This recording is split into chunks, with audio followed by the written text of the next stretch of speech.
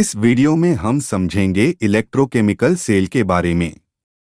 Electrochemical cell एक ऐसी device होती है जो केमिकल एनर्जी को इलेक्ट्रिकल एनर्जी में कन्वर्ट करती है। चलिए इलेक्ट्रोकेमिकल सेल को समझने के लिए एनिमेशन में दिखाए गए प्रोसेस को समझते हैं। एनिमेशन में हम देखते हैं कि दो बीकर को अलग अलग केमिकल सॉल्यूशन से भरा गया है।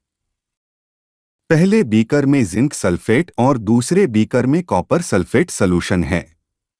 पहले बीकर में जिंक की इलेक्ट्रोड और दूसरे बीकर में कॉपर की इलेक्ट्रोड डाली गई है। जिंक इलेक्ट्रोड को एनोड और कॉपर इलेक्ट्रोड को कैथोड कहते हैं। साथ ही हम देखते हैं कि दोनों बीकर को कंडक्टिंग वायर से कनेक्ट किया गया है। ये कंडक्टिंग वायर दोनों बीकर को इलेक्ट्रिकली कनेक्ट करता है। कंडक्टिंग वायर के सीरीज में एक एमीटर लगाया गया है जो कि सर्किट के करंट को मेजर करेगा। दोनों बीकर को कंडक्टिंग मीडियम सॉल्ट ब्रिज से केमिकली कनेक्ट किया गया है। सॉल्ट ब्रिज एक यू शेप ट्यूब होती है जो कि इनर्ट इलेक्ट्रोलाइट जैसे पोटेशियम सल्फेट कंटेन करती है।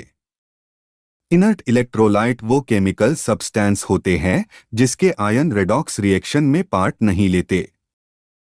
चलिए अब समझते हैं कि ये इलेक्ट्रोकेमिकल सेल कैसे काम करता है। जिंक इलेक्ट्रोड पे जिंक मेटल ऑक्सीडाइज्ड होता है और दो इलेक्ट्रॉन लूज करता है। इलेक्ट्रॉन लूज करने पर Zn+2 आयन प्रोड्यूस होता है। जिंक मेटल से इलेक्ट्रॉन लूज होने के बाद वायर के थ्रू ट्रैवल करते हुए कॉपर इलेक्ट्रोड तक पहुंचते हैं।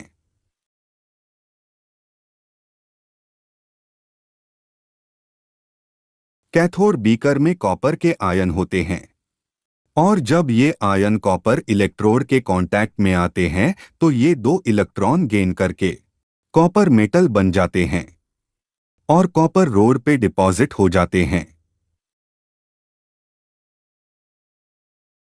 क्योंकि जिंक इलेक्ट्रोड से जिंक मेटल ऑक्सीडाइज हुआ है और जिंक आयन की फॉर्म में जिंक इलेक्ट्रोड से लिबरेट होता है, जिसकी वजह से जिंक इलेक्ट्रोड का साइज घटने लगता है। दूसरी ओर कॉपर इलेक्ट्रोड पे कॉपर मेटल डिपॉजिट हुआ है। इस वजह से कॉपर इलेक्ट्रोड का साइज बढ़ने लगता है। चलिए अब देखते हैं कि सॉल्ट ब्रिज कैसे काम करता है। सॉल्ट ब्रिज एनोड और कैथोड बीकर में चार्ज को बैलेंस करता है। ये चार्ज एनोड बीकर में जिंक आयन प्रोड्यूस होने और कैथोड बीकर में कॉपर आयन के मेटल बनने की वजह से बनता है। एनोड साइड जिंक आयन की वजह से पॉजिटिव चार्ज होता है। इस चार्ज को बैलेंस करने के लिए सॉल्ट ब्रिज से सल्फेट आयन एनोड बीकर में एंटर करता है। सल्फेट आयन एनोड बीकर में एंटर करने के बाद जिंक आयन से कंबाइन करता है और जिंक सल्फेट बनाता है और इस तरह से एनोड बीकर में जिंक इलेक्ट्रोड का साइज घटता है और जिंक सल्फेट सॉल्यूशन बढ़ता है। दूसरी ओर कैथोड बीकर में सल्फेट आयन सॉल्ट ब्रिज में एंटर करता है और पोटेशियम आयन से कंबाइन करके पोटेशियम सल्फेट बनाता है।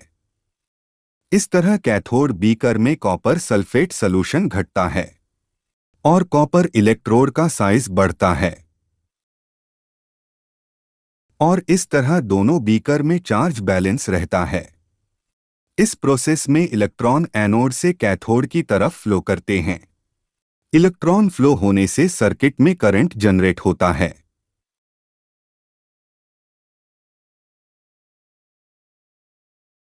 Thanks for watching. If you like this video, subscribe our channel for more videos.